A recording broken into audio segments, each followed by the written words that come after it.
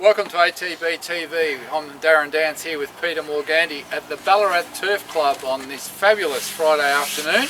ATB production will be very late this week due to us not catching up until I don't know what it is, 5 o'clock on Friday night. But just first time I've been to the Ballarat races, I think, for, well, since Shine and Dandy ran. Shine and Dandy? No, a Dandy man ran here. Too many dandies in this team. Well, that was...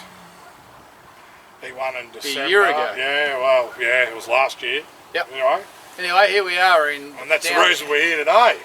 Found a winter horse, Cracksman, freezing kicking cold, off. 10 degrees. I got 8 layers on, Darren. They say it's 10. On tip and they tell them lies.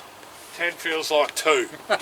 Anyway, let's go through those runners. There was a half a dozen went round during the week, Pete. And where do you want to go back to? Top of the show, kick off with a winner, Darren. And not before time, some would say, but South Pacific dominant in his win.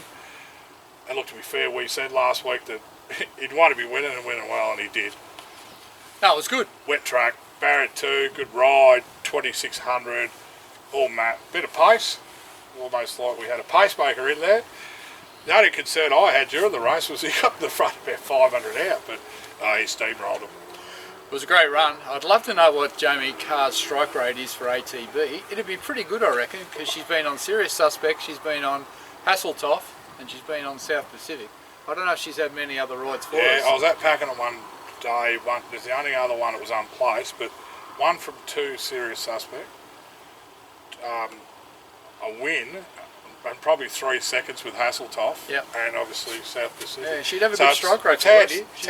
She can ride that girl. Yeah, she sits on all right. Anyway, congratulations to all the owners of South Pacific. Yeah, it was a long time coming, but sometimes with these internationals, they do take a while to acclimatise. Yeah.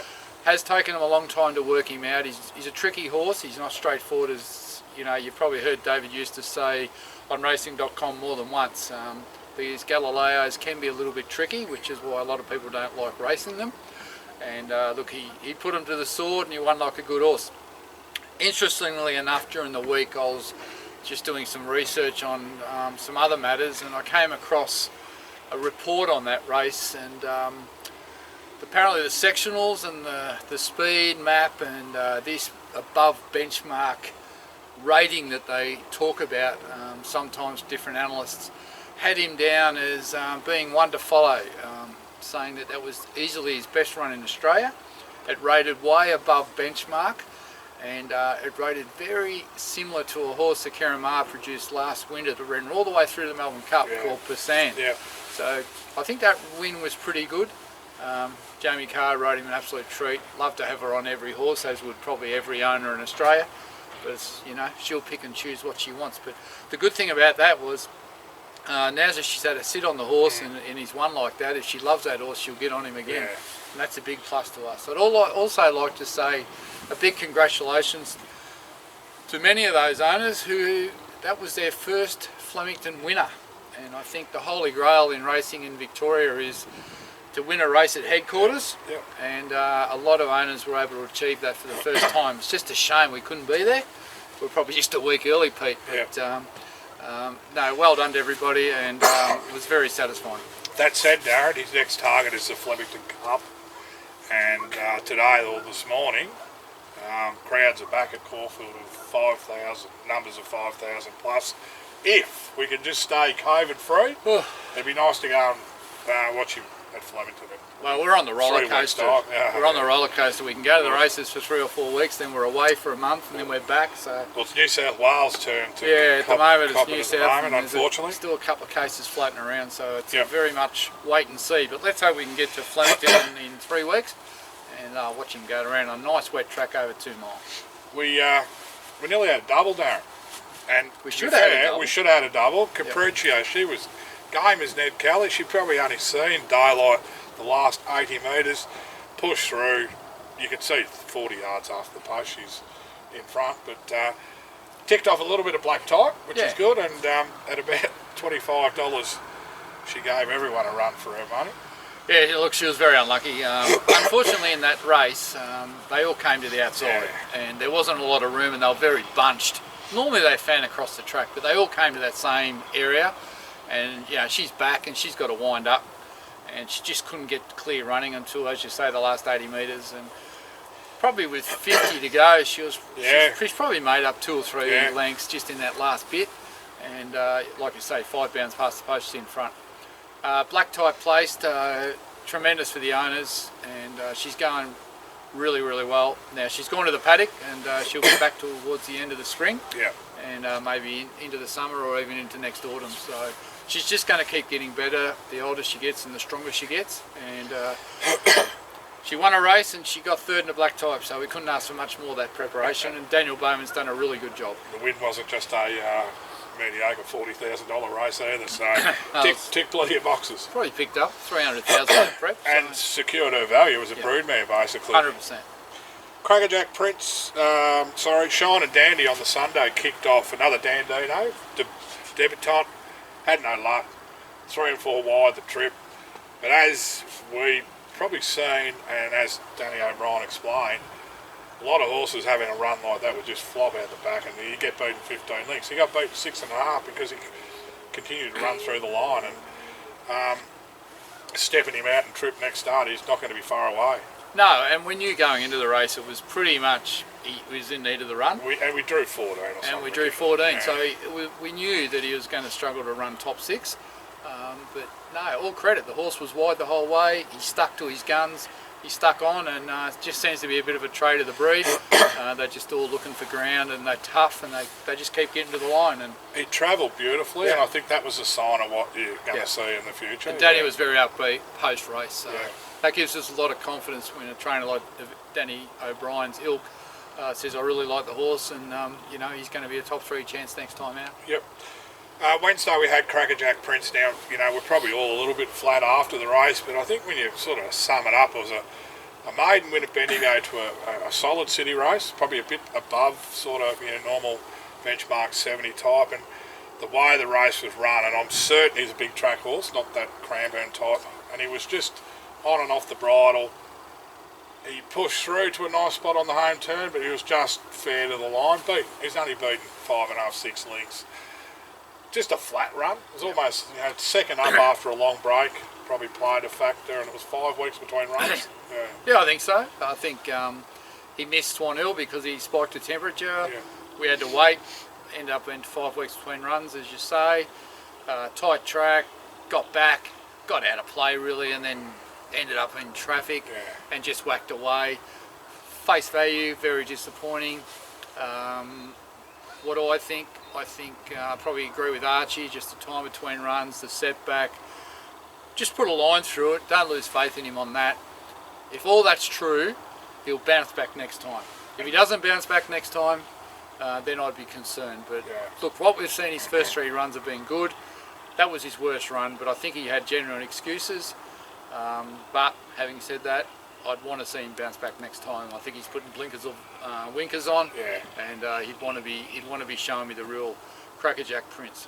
I think too, you might just drop him back a fraction from a midweek sort of day to a Thursday or Friday, Monday or Tuesday, just to get their confidence back as well. Lord Lennox ran at Maui, first up for 6 months. Pretty heavy old track down there. The young girl Tiana Chapman rode the winner, and he finished. Might have beat 2 home, beat about 9, but that's Lord Lennox. He takes a couple of runs to find his feet, and you'd be probably starting to follow him, if not next run, but 3rd and 4th up. Yeah, 3rd or 4th up will be his go. Once again, just a fitness type run, just to kick him off and blow the cobwebs out. And heavy 10 down there. I think home of those kids races, wasn't it? One of those rising stars. Home of the Galligatus boys. Yeah, and look, he was never in the race, but you know, at the end of the day, he's a stayer. He's a wet track stayer, so hopefully the track stay wet, and in July that'll be his time. Yep. Why we're here was Cracksman, Lindsay Smith's horse, and if I could put out the pre-race, you see, he'll get back, he'll run on. We're looking for 2,000 metres next start. If I can then get to Brett Preble, who said exactly the same, so on the same page. Horse was back on the inside. You're thinking, well, he'll swallow a heap of this kickback, but last 100 metres, he pushed through the line real well, and Preble was happy, and look, you couldn't ask for any more. No, look, I thought on the corner he was going to drop out and run last, but he really picked up the last 300 and hit the line, and Brett said he let him bowl around past and he just got stronger and stronger past the line. So 2000 next start. One big plus is he handles the synthetic. A lot of horses don't, so that's a positive. Get him out to 2000. And look, he looks super in the yard. He's such a more relaxed, and Brett even commented today that he's a different horse from when he rode him earlier in his life. He's more relaxed, he's not mucking around the gates. And I noticed that at home when I brought him home. He was really tired. In fact, when we unloaded him at home and then I had to put him back on our truck to take him to the other farm, he didn't want to get on. Just didn't want to go on because he thought he was going to the races. We had to force him on. But after he had that good break and he put on a heap of weight and he was a happy horse, when I went over to pick him up, two of us went over because we didn't know if we'd get him on, and he just walked straight on. So he's over it, he's chilled out. Mentally, he's a different horse, and look, Lindsay's been raving about him all prep, and I think today we saw that we're going to have a really good prep with this horse. Looked great in the yard after the race. He was hardly even. Yeah, he said he had a good blow after, but he's a nice type of horse too. He's a lovely animal. Yeah. So a bit of fun with Cracksman to come. So that was it. So we probably were pleased with most of those. Obviously Lord Lennox. Just one flat run probably. Yeah, Crackerjack Prince, but the rest all ran well, and we can look forward to some wins out of those coming forward. Righto, we've got 4 runners to talk about, Darren. Pete, I'm glad we've only got 4 runners because the temperature, every time we talk about one horse, the temperature drops 1 degree. And I'm looking out the back there, and it is black as black. I hope that's not coming this way. That's over my house. Well, you own the whole suburb. Oh, yeah, righto. Yeah. Oh, now, we should give a special cheerio to Fiona Wilson. She's moving to Warrnambool. Hey, she's moving down to be closer to Lindsay. She's the was it a chief fan club of the Lindsay Smith fan club, or chief member? Well, out of the 9 owners that were on course today, and I mean the total of, that's the whole lot. There was only 9 people on course. If all she did was talk about she loves Lindsay. Yep. Now, Maureen, you're going to have to straighten that girl out, right? You're just going to have to straighten her out. We can't have this going on at a racetrack. I think it's mutual, though. Lindsay's sort of keen, acknowledging, I think, isn't he? He's acknowledging. I think he's a bit of a ladies' man, isn't he? Well, that's what you said. I don't. That's what you told me. Lindsay wouldn't watch this because he wouldn't be wasting his time. So, oh dear. Let's move on, Darren. You said we've got to move quick. Southern France, Tattlesall's Cup. Tomorrow, 2400. It's a Group 3. And it's raining. And it'll be, and it's raining. And it'll be the weakest Group 3 race I've seen in a long time. -1 X Factor horse called, what's it called? Inventive size or something? Incentivise. Incentivise. Now, when the fields came out, we were $2 favourite. Yeah. Then there was a late entry. The late entry's $1.40. Should have knocked it back. He should have got 75 kilos. Anyway, look, we're in there. We're second favourite at $6. Look, we're on an Eagle Farm, beautiful big track. It's raining up there. It's going to be rain affected. He's $6 second favourite. On his best form, he would smash him. Oh. The other horse is an up and comer. It's got to back up. It was an afterthought to put it in the race, obviously, because they saw the field and there wasn't much in it. Benchmark 80s and 78s. It's one. Yeah. So look, the top. There's the 3-horse race. Yep. We'll be running top 3, and if we find our best, we could win. I agree. And look, to be fair, I think 2400 might be his best trip. Imagine if he was coming off his zipping run, we'd be 3s on. Yeah, well, we'd be the $1.40. Yeah. So anyway, let's hope that we see the best of Southern France, or close to. Following day, we've got Periscope. This is a bit of the start of a double barrel week for him. He's having a 2,000 metre race at Caston, followed up by a run at Warrnambool the week after. So, talking about Caston, it's a 0 to 58. It's very similar to that race he ran 4th in about 3 starts ago. He gets his chance from a reasonable barrier to run well. I mean, it wouldn't surprise if he won. Will Price? Will Gordon. Will Gordon, yeah. Same difference. Michael O'Leary's got the 2 favourites, and he's a bit of a sledge over that into the Victoria. Should be nice and wet down there, wouldn't it? I would think, and cold. Well, look, he's racing for his future, this horse. The owners know that. He needs to win a race out of these next 2 starts to push on with. I'm not sure he's going as good as he was, but I'm happy to be proven wrong. I don't know his price, but he was second emergency and got a run. So yeah, so look, he'll be double figures. $10 probably, but he needs to be doing something here, and then he's going to back up where? 2300 50-metre race at Bourneville the following week, right, following Sunday. Be a heavy 10 there too. Yeah. So. He won't need much work in between runs. No, but he needs to step up this horse. Yep. Sea Princess on the Monday, synthetic. We scratched her from, the stable scratched her from Crackerjack Prince's racing, probably a good move, and she goes to a 58, which looked to be fair. Anthony Friedman said everything bar that she'd win the race in his pre-race this afternoon. Is she $2? I haven't looked, but he went to say she should be very competitive. So, well, mate, she'd want to back be to a winning 58. That. Fair dinkum. And it's not just a 58; it's fillies and mares. Right. So it's. She'd want to be winning. Yeah. That. Otherwise, we're in big trouble with Sea Princess. And the inform, which I know we haven't had a lot of luck with, Craig Newitt rides, but he's riding winners left, right, and He centre. has ridden a few. Yeah, and he's on it. I think he goes good on the synthetic, Craig. You reckon synthetic rider? Because he spent a whole lot of time down in Tassie on it. Oh, that's a point. And he's come back here, and I've noticed he's just kicked a few. Because it is a different surface to ride on. Yeah, you've got to get him in a real good rhythm. Yeah. It's not this sit sprint stuff. Well, you You've can't got to get him in a behind rhythm them and get them off their backs. No, I've noticed I reckon his strike rate since he's been back on synthetics has been pretty good point. Oh well, we got Igniter in the follow. Oh, we'll see Princess. We've summed her up. She should be nearly winning. Igniter's a horse that we've just I went through his form going back over 12 months, and he's got seconds to Mr. Quickie, who's a Group 1 winner, Declares War, which has won probably 5 in the city, and Grand Promenade, which is on the rise for Mar, which probably, well, he's a good country cup horse, but they'd be aiming higher. And our poor bugger's had 6-9 months off the scene, and he's back after a little wind up and a little gelding, and he had a crook foot at one stage. So no, he's been in the wars this year. Look, when he ran second, Mr. Quickie and Grand Promenade, at that stage we didn't know how good they were going to be, but we were running against the elite there. Now this horse, he's had a wind up because he couldn't breathe. He needed gelding because he wouldn't concentrate. It's all been done. Now his work's been good. His trials have been okay. First up, what's the distance? 1200. 1200, so it's far too short. But he's drawn 2. Far too short. Yeah, so, it is. Look, he's just got to kick off. Griffiths' horses always seem to take a run or two. Yeah. But when he gets out to a mile, he needs to stand up, and if he can reproduce that form, we might get somewhere with him. I agree.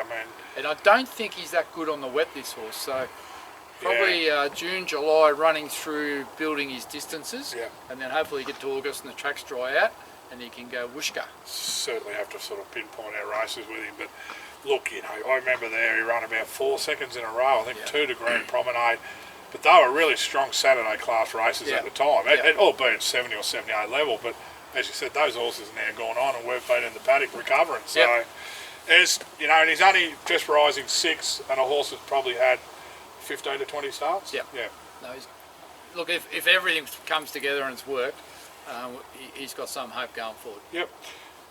No fields out, but we know Write Your Name's nominated for 1200 metre benchmark 70 in Sandown on Wednesday.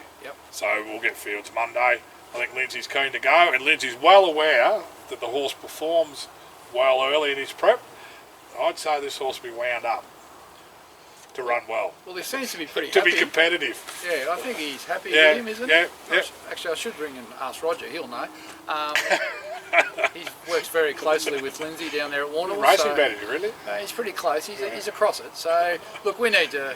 it'd be great to have this horse back. Obviously, he's had a stable change from Archie Alexander across to Lindsay Smith. Get him down the beach. Try something different. We all felt, including Archie, who was going through the motions. And he's a leggy horse. And get him down the beach and see if that's going to work. So, obviously, we sent those 3 in on the same day. Cracksman, we saw him today. Write Your Name kicks off next week, and Mr. Moneybags would have been going, but he just had a little setback. But he's probably a fortnight behind now. So, anyway, we'll look.